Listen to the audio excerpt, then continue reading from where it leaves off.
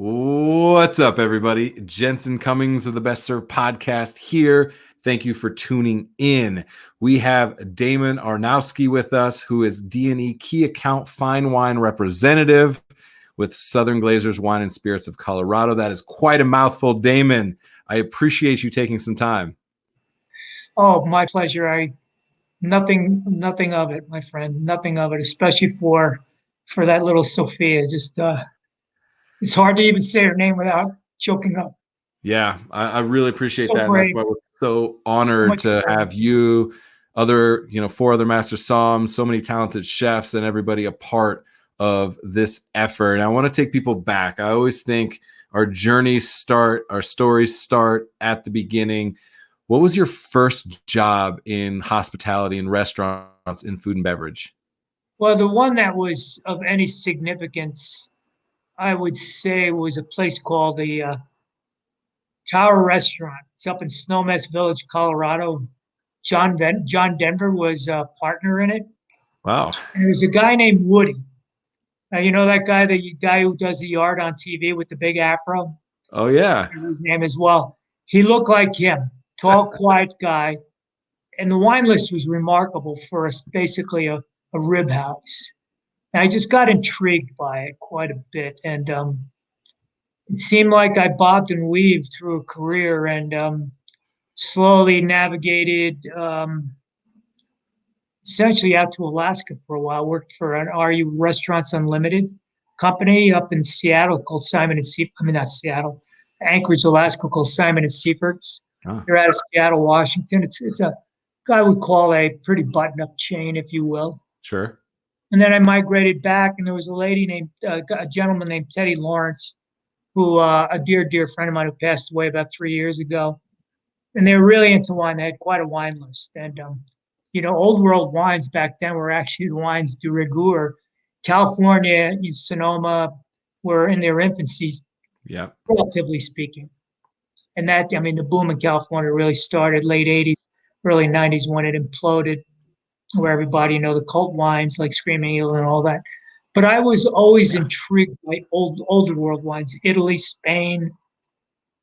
Chef, what intrigued me was so I had little mentors here and there, that and piqued my interest. But I was born of an ethnic background, and my grandfather always drank wine. I'm sure it was horrific tasting stuff with big old grape skins floating in it. And then it just kind of gravitated to Pinion's restaurant, where I really kind of really dove into it up to my ears, so to speak.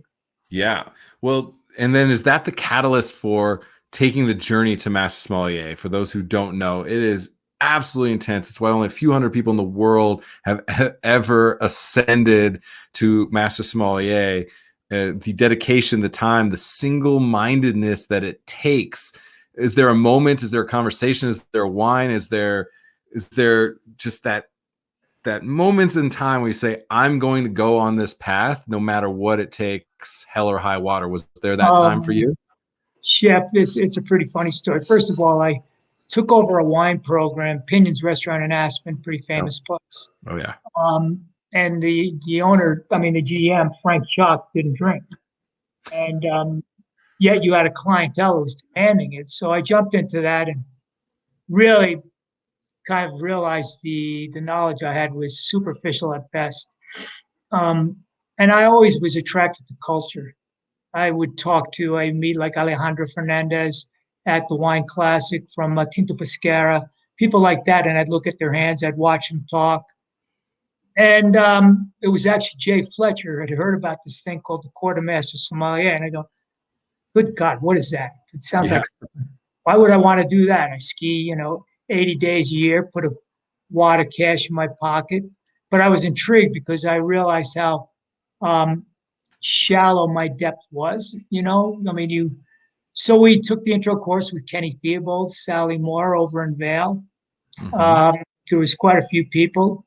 And from there, it took off. And that was 1993. And I got deep into it with Jay Fletcher, who was my buddy. We were kind of like the Cowboys of the Wild West, because everybody was in metropolitan areas, and they'd go, who are these two guys? we'd be skiing, riding our mountain bikes, blah, blah, blah, blah. And we'd be testing each other. And we took the advanced, both passed the first time. And then it's basically at least a 3-year process, depending on how much you want to immerse yourself, just like you as a chef. Yeah. You get in the kitchen, it has to be a single-mindedness. But the key with it is it's a single-mindedness focus, but you've got to open your mind and your soul to the world and absorb everything around in this industry, because you're not only mentors, there's people, there's food, you learn some of the best people in the world was my mother and my grandfather cooking, watching people that are not master somms. And that's really important. I know I'm babbling on here, but Perfect. Alex, there's plenty of sommeliers out there. They're not master sommeliers that are running remarkable programs. Right. So I want to dispel that you're not a somm unless you're a master sommelier. No. It's a CPA or an accountant. There's CPAs that hide behind a title, and there's accountants that don't have it that are brilliant. So Yeah. it's a matter of what you put into it all the time, and it's an ongoing, as you know, as a chef, it's ongoing reevaluation, reassessment, and just making an example of kindness. And that wine and food is a real fun object, but it's nothing to worship, nothing to revere. It's just something to be part of your life. And if you get into it as a career, it's a pretty good career.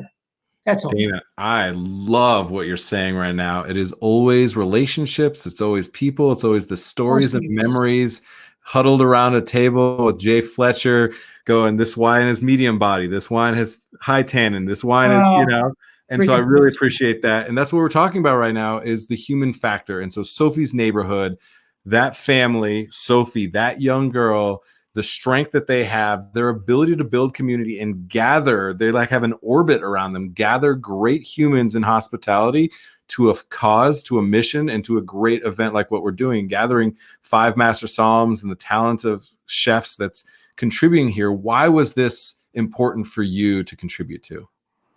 Well, I have a son that's 16, Milo, and a daughter that's going to be her senior year at Berkeley in medical engineering. Wow. And I have a real soft spot for children. I was in Peace Corps for several years teaching children in some rough conditions. And, it's like you take a child like that. I mean, I had a pretty severe injury, but, I'm in my 60s, and you go, I'm sure the Rosenbergs asked why. Well, what they did is they didn't dwell on why, because you can't change why. Yeah. Maybe they can get help with research, support Sophie. Who knows how long she's going to live, right? But this kid is like, when I read about it, it just perpetuates my strength. Yeah. I have nothing to complain about, absolutely nothing. And the parents to not only help their own daughter, but to lead the charge in this genetic mutation, if you will, and watching this little girl accommodate it with the bravery of, you can't quantify it. You can't even qualify it. You just sit there and you just smile. And that little face, that little thing, like my mom said, she used to go, she's so beautiful, she's delicious. In a culinary term, the Italians always have fun expressions. So I just went, my God, this is incredible. And that's why, basically. And that's the whole story in a nutshell. I am inspired by it. I am so excited for the evening that we're going to have, to learn more from you, to be inspired by more of your journey as well. So thank you so much for speaking with us. Thank you, Chef. You all have a great day. Okay. All right. Cheers. Be well, be safe. My heart to you all.